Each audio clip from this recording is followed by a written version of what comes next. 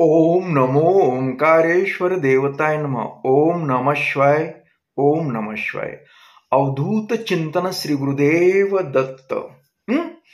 तर मंडळी, आज आपण दत्त उपासना आणि करणी बाधा, बाह्य बाधा, भूत बाधा याचा त्रास होतो.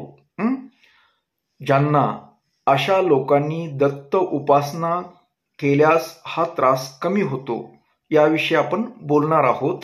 पण त्यापूर्वी आज राहुल सुरवंशे याचा वाढदिवस आहे.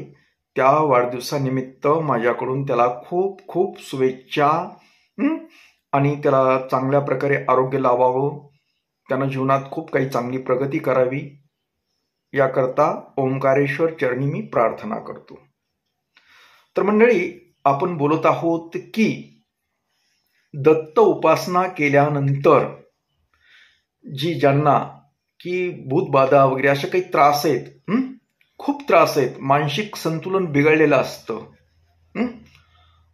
खूप अशा व्यक्ती काय करतात, दचकून उठतात, एड्यावानी वागतात, असं म्हणजे घरामध्ये खूप त्रास देणं, कुणाचं ऐकत नाहीत, काही नाही, स्वतःला बी त्रास करून घेतात आणि इतराला बी देतात. म्हणजे त्यांचं कामावर लक्ष लागत नाही, काय नाही, ओरडतात, विचित्र ओरडणं, ह्या अशा गोष्टी ज्या असतात. तर त्यावेळेस आपल्याला म्हणता येते की ही बाधा वगैरे केलेली असेल अथवा झाली असेल, काही असेल, अशा व्यक्तींसाठी दत्त उपासना फार गरजेचं असतं. पण मी तुम्हाला म्हटलं ना की मी दत्त उपासनेविषयी जास्त मी का बोलत नाही, कारण ही दत्त उपासना फार किचकट आहे.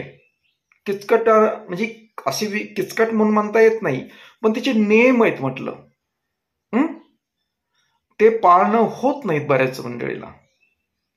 आता दत्त उपासना केल्यानंतर ह्या अशा गोष्टी, बाधा वगैरे काही होत नाहीत, त्याचा त्रास दूर होतो, परंतु पथ्य पाळणं होत नाहीत तुमच्याच्याने. पथ्ये, पहिली गोष्ट, जसं मी शिवोपासना करताना समजा कुठं काही झालं, कुठं हे करता येतं, काही करता येतं, तरी काही होत नाही असं बोलतो. परंतु दत्त उपासनेच्या बाबतीत तसं होत नाही. ते विचित्र आहे थोडंसं, कारण तुमच्या घरामध्ये मांसाहार म्हणजे मटण वगैरे हा प्रकार चालत नाही. घरातल्या व्यक्तीने घरात शिवाशिव चालत नाही. मासिक पाळीच्या काही असतात ना घरामध्ये समस्या, त्यावेळेस शिवाशिव घरामध्ये होते, ते चालत नाहीत. मग ते फळ चांगलं मिळण्याऐवजी वाईट फळ मिळतं. खूप पथ्य पाळावं लागतात त्याला, अजिबात चालत नाही. त्याच्यासाठी मी जास्त करून सांगत नाही. मी याच्या अगोदर मी तुम्हाला कधी बोललेलं सुद्धा ऐकण्यात नसेल तुमच्या, की मी त्या उपासनेविषयी बोलत नाही. कारण आपण सर्वसामान्य माणसं आहोत, आपल्याच्यानं होत नाही त्या गोष्टी, पथ्य पाळणं होत नाहीत, काही होत नाही, त्याच्यामुळे मी बोलत नाही त्याविषयी. पण खूप काही प्रश्न आल्यानंतर मला सांगावं लागतं. प्रभावी आहे, दत्त उपासना केल्यानंतर आपली समस्या सुटते.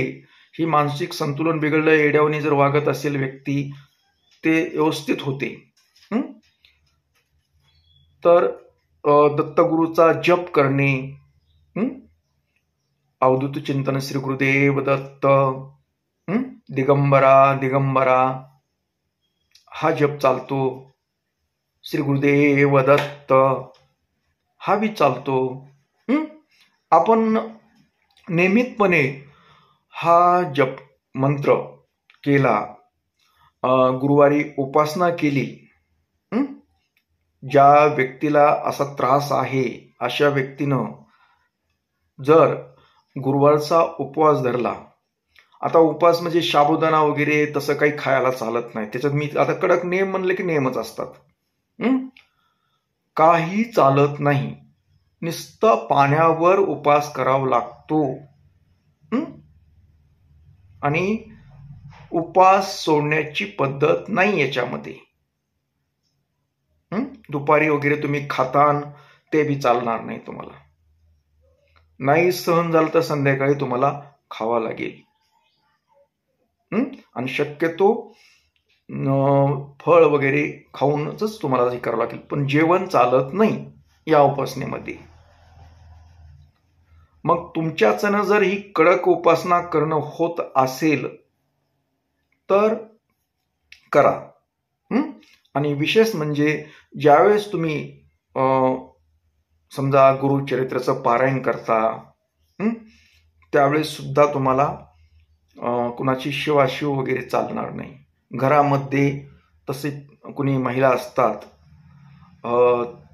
त्यांची सुद्धा शिवाशिव, त्यांनी केलेलं अन्न ग्रहण करता येणार नाही तुम्हाला. तुम्हाला सगळ्यात महत्वाचं म्हणजे ज्यांना उपासना करायची आहे तर आंघोळ केल्यानंतर तुमच्या ती पारायण होईपर्यंत कुणाची स्पर्श करू नये. घरात कुठल्या ह्याला सुद्धा तुम्हाला अन्न इतरांचं ग्रहण करता येणार नाही. कसलंच अन्न ग्रहण करता येणार नाही, दूध सुद्धा नाही. तुम्हाला फक्त फळ आहार, मग केळी वगैरे अशा गोष्टी, काय तुम्हाला जे आवडतं फळ ते फळ खावा लागेल. इतर कुठलंही चालत नाही जर तुम्हाला करायची असेल तर. आणि शक्य तेवढं ज्यांना हा त्रास आहे त्यांनीच ही उपासना करावी, म्हणजे त्रास 100% कमी होतो. आणि त्याबरोबर आपल्याला गाणगापूरची एक वारी करावी लागते. पौर्णिमेला जाऊन आपल्याला गाणगापूरला जावं लागेल. तिथं दत्त महाराजांचं दर्शन करावे लागेल, भिक्षा 5 घरं मागावे लागेल. ह्या गोष्टी कराव्या लागतात. कमीत कमी तुम्ही 3 जरी वाऱ्या केल्या तरी हा त्रास कमी होतो. आता तुम्ही मंडळी काय करतात, हे जाणते नेते लोक गोळा करता का नाही, त्याऐवजी तुम्ही घरच्या घरी गुरुचरित्राचं पारायण करायचं, दत्त महाराजांचा जप करायचा, ह्या गोष्टी जरी केल्या तरी त्रास होत नाही, दूर होतो तो त्रास. आता आजकाल कसं झालंय, लोक खूप फसवाय बसलेले आहेत, काही झालेले आहेत, आणि तुम्ही मागचा पुढचा विचार करत नाही, काही नाही, कुठेही नादी लागता, विनाकारण पैसे खर्च करता. हे अशा गोष्टी करण्याची काही गरज नाही. तुम्हाला घरच्या घरी तुम्हाला उपासना करायची. आता समजा तुम्हाला बाध आहे, समजा तुम्हाला एक तशी बाध आहे, तुम्हाला जाणवतंय की आपल्याला कर्णिकली अगर काही केलेलं आहे, असं आहे घरामध्ये वगैरे, काही जे वाटतं तुम्हाला त्रास होतो, काही नाही करायचं, सोपं काम करायचं, दत्त महाराजांचा जप करायचा, गुरुचरित्राचं पारायण करायचं, गुरुवार उपास धरायचा.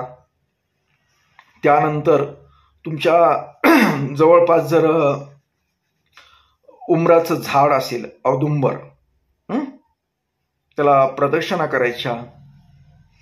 तुम्हाला कमीत कमी 11, 21, 51 अशा, म्हणजे ह्यानं प्रदक्षिणा तुम्हाला जमत्या तशा करा. आणि प्रदक्षिणा करत असताना गुरु महाराजांचा जप करायचा. मनात जप करत करत करत करत ते प्रदक्षिणा करायच्या. अगोदर ते औदुंबरचं जे झाड आहे, तुमचं वृक्ष आहे, त्याची पूजा करून घ्यायची आणि नंतर प्रदक्षिणा करायच्या. परत प्रदक्षिणा पूर्ण झाल्यानंतर नमस्कार करायचा. अशा पद्धतीनं दररोज बी करू शकतात, आणि नाही जमत तर कमीत कमी गुरुवारी तरी करायच्या. 1 महिना 6 महिन्यामध्ये तुम्हाला चांगल्या प्रकारे फरक जाणवेल. आणि माझ्या माहितीहून तुम्ही जर श्रद्धेनं मनातून जर केलं तर तुमचा जो त्रास होतोय तो 100% दूरच होतो. अशा पद्धतीनं करावं लागेल तुम्हाला.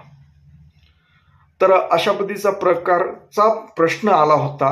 खूप काही असं मला बाधा केली, जादूटोणा केलाय असं वगैरे वगैरे असं आलता प्रश्न, म्हणून मी हे त्याबद्दल बोललो.